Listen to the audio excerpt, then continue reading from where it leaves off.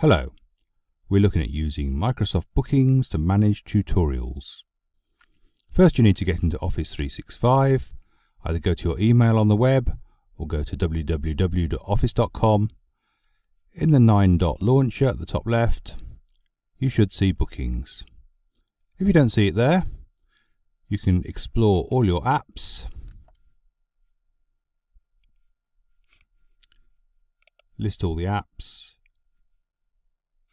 and you should see it there. If you can't find it in either of those places, check your license. Click on your photo at the top right, go to View Account, go to Subscriptions, and you should see A3. The A3 license is the one that includes Microsoft Bookings. If you just see an A1 license, you're going to need to request an upgrade from IT by emailing support@yorksj.ac.uk. Assuming you have Bookings, launch it, and there are two quite distinct booking services. The bottom half of this page, shared booking pages, are for more complicated setups than your typical tutorial. If you need to involve multiple members of staff, ask lots of questions before the tutorial, or link bookings to a shared mailbox, then you may need to use the shared booking pages. This video, however, is about the personal booking page at the top half of the screen here. This service will be suitable for most tutors sorting out tutorial bookings during their academic year. I'll go to my booking page.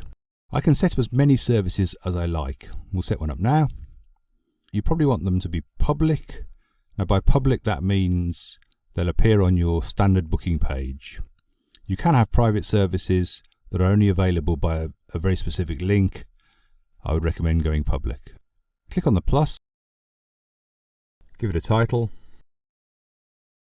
The categories are linked to your Outlook, so if you've got categories set up in your Outlook, you can select the one that's applied to any bookings made through this service. More description. The location can either be a Teams meeting, or you can turn off the Teams meeting and put a room in there. You may want to have two different services, one for online and one for in-person meetings. Length of the tutorial, I've said there 30 minutes, I'm going to leave that as it is. We selected public. If you don't turn off the Share Your Bookings page, as soon as you save this, an email will go out to your top collaborators, which are basically people you've emailed recently. I would suggest turning that off. Now you don't want to use my regular meeting hours. That means you'll be available 9 to 5, Monday to Friday. More likely, you're going to customize the availability. So you would set your availability down here. If you're only going to be available on a Tuesday between 9 and 11, and then maybe also between 1 and 2,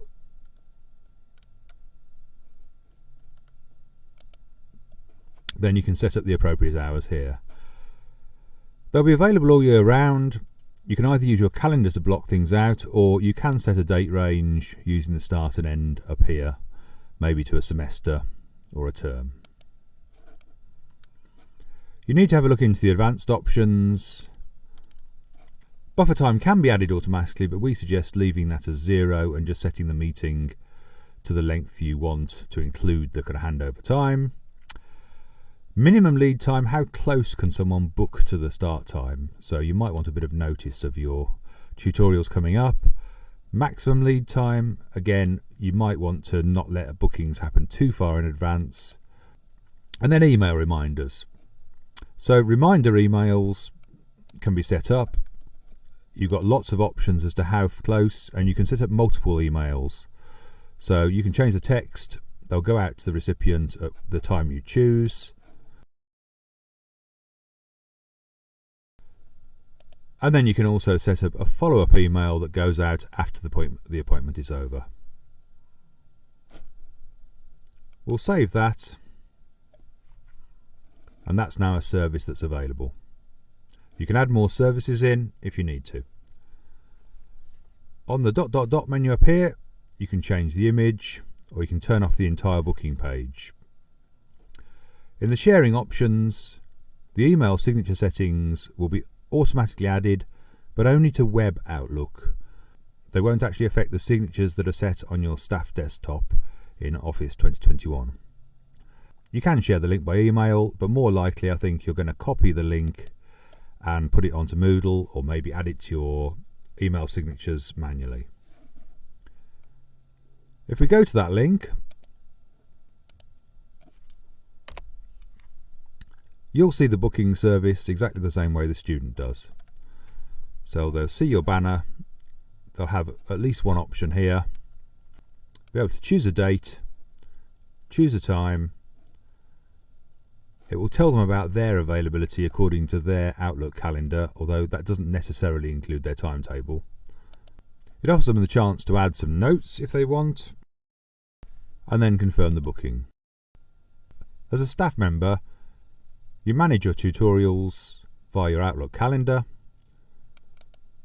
You can cancel or edit to change the times.